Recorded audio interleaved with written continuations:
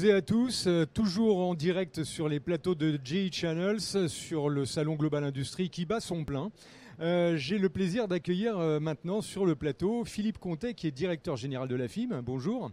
Bonjour. Alors, quand on parle de la FIM, bien sûr, tous les visiteurs et tous ceux qui s'intéressent à l'industrie vous connaissent. Vous êtes un acteur historique de Global Industrie, un partenaire, on va dire, de longue date. Donc, premièrement, les retrouvailles avec les événements, vous vivez ça bien, j'imagine ? Oui, tout à fait. Bonjour, bonjour à toutes, bonjour à tous. Et donc, oui, je souhaite commencer cette interview en disant tout le plaisir qu'on a à nous retrouver physiquement sur le salon Global Industrie. Ça fait un moment, ça fait 4 ans qu'on s'est pas retrouvé à Paris. Certes, il y a eu le passage à Lyon qui était réussi déjà en septembre. Qui était déjà une belle réussite. Mais Paris, ça reste Paris, et surtout pour des Parisiens, n'est-ce pas ? Ouais. Et donc, on est vraiment ravis d'être là parmi nous tous. Oui. On retrouve nos industriels, on retrouve nos adhérents, on retrouve nos clients pour un certain nombre d'entre eux. Et c'est un vrai plaisir d'être là. D'ailleurs, je signale, Sébastien Gillet l'a dit depuis le début du salon, on est revenu au niveau de 2018 en termes d'exposants, il y a une belle affluence, on sent que voilà, il y a une envie à la fin, quoi.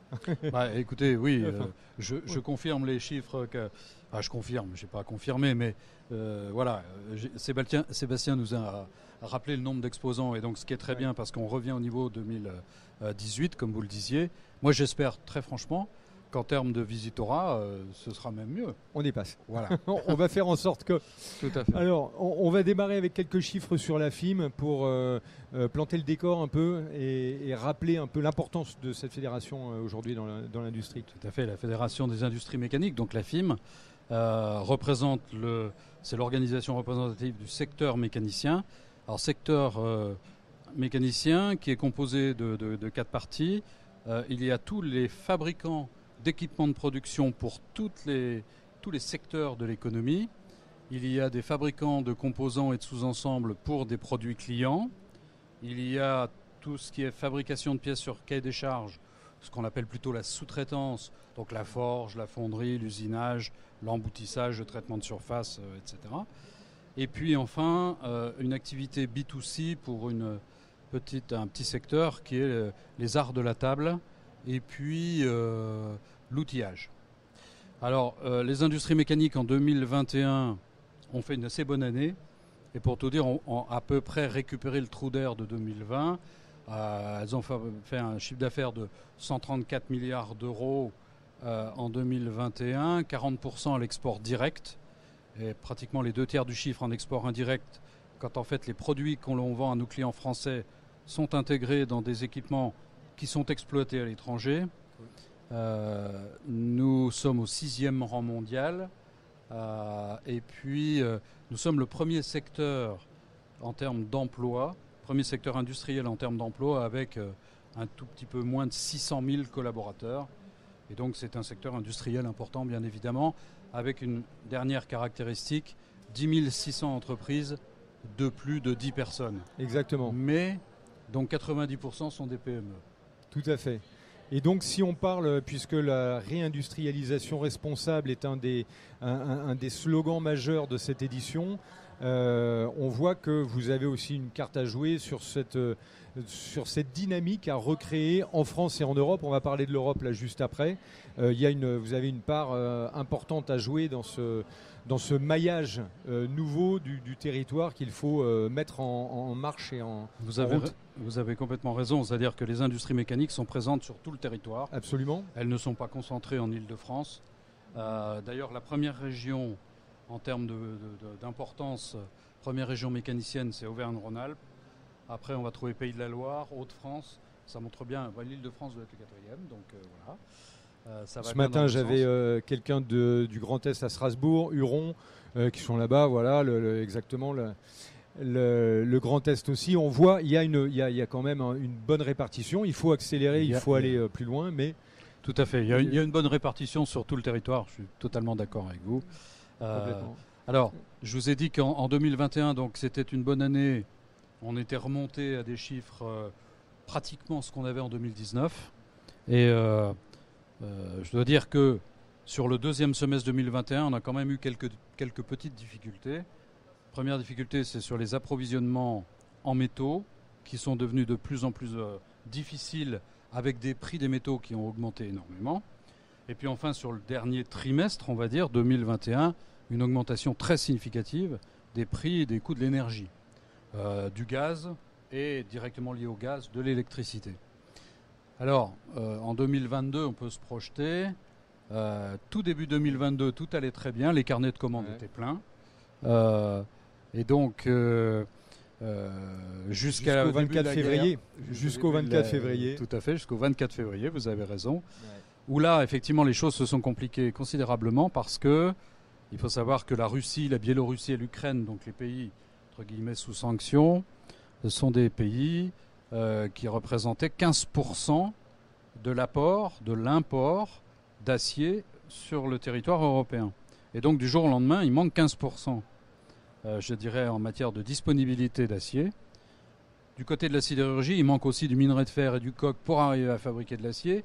Et le tout rend les choses très compliquées, à tel point que la sidérurgie européenne, depuis début mars, n'est plus du tout en mesure de répondre aux attentes des secteurs aval, et en particulier de la mécanique. Je sais que c'est un peu vrai pour l'automobile aussi, mais pas que. Et pour nous, en tout cas pour la mécanique, c'est très, très difficile. Et donc, nous avons essayé de réagir au niveau de l'organisation professionnelle que nous sommes. Il y a des mesures de sauvegarde sur les aciers qui avaient été mises en place par la Commission européenne en 2017 suite à une action de Donald Trump, président des États-Unis, qui avait surtaxé les imports d'acier chinois. À l'époque, la Commission européenne a craint que les aciers chinois se tournent vers l'Europe et nuisent à l'activité de la sidérurgie européenne, et donc a mis des mesures de sauvegarde qui consistent à surtaxer l'import d'acier dès lors qu'on dépasse des quotas qui avaient été fixés dans les années précédentes. Voilà.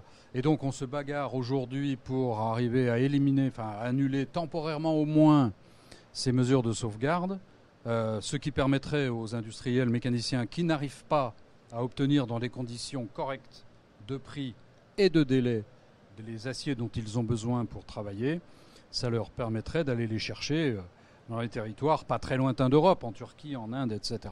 Mais au moins d'avoir des aciers à usiner, parce que si ce n'est pas le cas, on craint, et d'ailleurs c'est déjà arrivé, des fermetures d'ateliers, alors pour l'instant temporaires, parce que les entreprises n'ont plus de matières premières usinées. Et ce qui est terrible et paradoxal, c'est qu'en fait, les carnets de commandes sont pleins.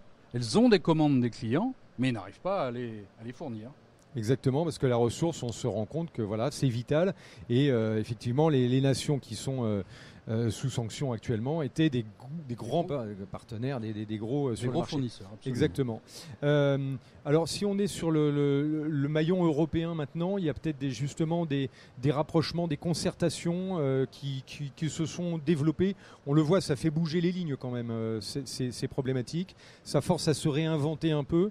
Du coup, vous, à l'échelle du national et avec vos partenaires européens, il y a des choses qui se mettent en place, j'imagine. Oui, tout à fait. Alors, d'abord, on a cherché à s'assurer que les difficultés rencontrées en France étaient également rencontrées par nos collègues européens, bien évidemment, que ce n'était pas une spécificité française.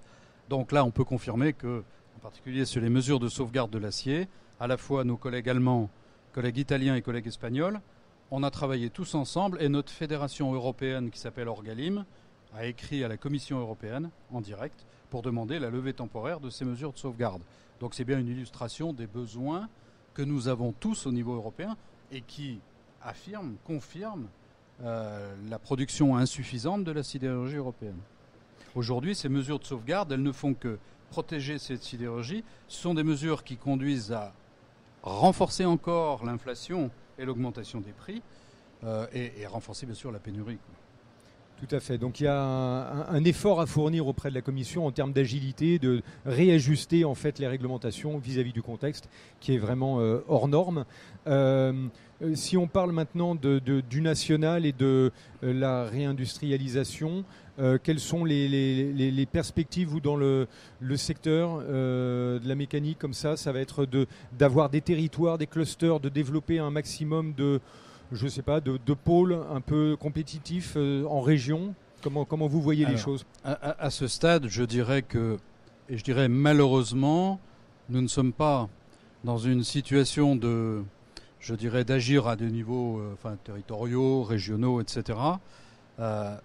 Du fait de ce dont j'ai parlé juste avant, de cette pénurie de matières premières, on a des fermetures d'usines, ça je l'ai évoqué, mais on a également des entreprises, et ça c'est totalement regrettable, qui refusent des commandes. C'est-à-dire qu'aujourd'hui, comme elles ne savent pas si elles vont pouvoir avoir le métal à usiner et donc la capacité de fournir les pièces désirées par les clients, eh bien, elles refusent des commandes. Dans un contexte comme celui-là, c'est complètement antinomique et paradoxal par rapport à la problématique de la réindustrialisation. Bien sûr qu'on est complètement oui, dans ce phénomène de réindustrialisation, est très favorable parce que globalement, c'est beaucoup d'affaires qui vont revenir vers les mécaniciens, qui vont permettre de les redévelopper, etc. Mais malheureusement, tant qu'on n'a pas résolu ce problème de matières premières, eh bien, c'est compliqué. C'est compliqué. Après, ça n'empêche pas qu'on soit très positif vis-à-vis de cette tentative. Absolument. Et après, il faut peut-être cartographier de façon assez fine les activités qui seront vraiment très bénéfiques de remettre sur le territoire national, de ramener en France, qui peuvent justement encore travailler même si l'approvisionnement ne suit pas. Vous voyez, je pense qu'on est touché différemment dans les filières quand même, avec cet approvisionnement. Donc, d'avoir une vision assez fine et assez juste, des bonnes opportunités à saisir finalement.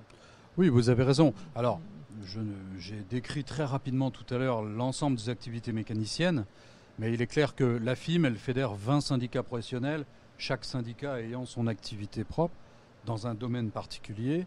Et c'est vrai que la problématique de la pénurie et de la hausse des matières premières n'impacte pas toutes les 20 professions de la même manière. Il y en a qui s'en sortent mieux que d'autres.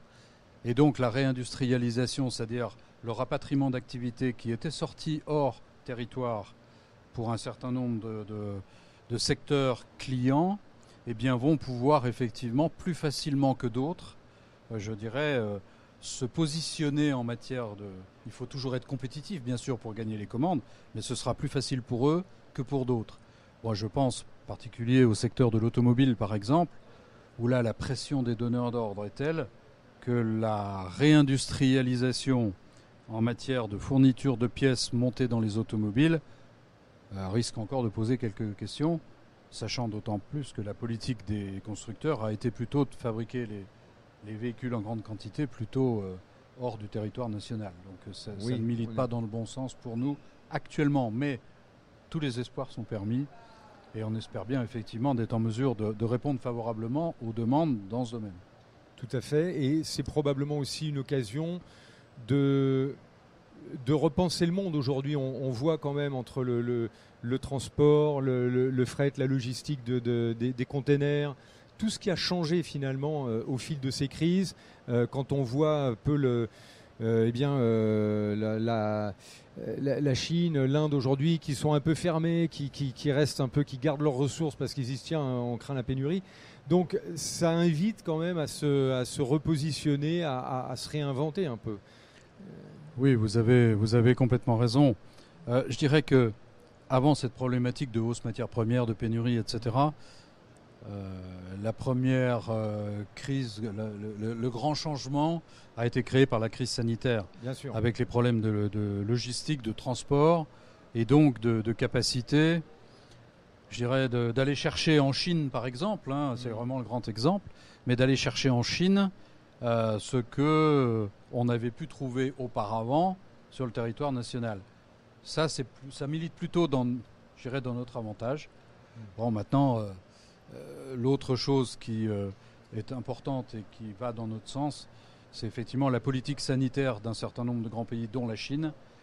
Politique sanitaire qui fait que l'exportation de produits vers la France n'est pas vraiment simplifiée, au contraire. Et donc, effectivement, c'est une vraie opportunité pour nos industriels de reprendre une partie de l'activité qui était partie hors du territoire. Exactement, donc c'est quand même des perspectives pour la France et pour l'Europe. Merci beaucoup Philippe Contet d'être venu nous parler de la FIM et nous parler du marché. On vous retrouve sur le salon, bien sûr.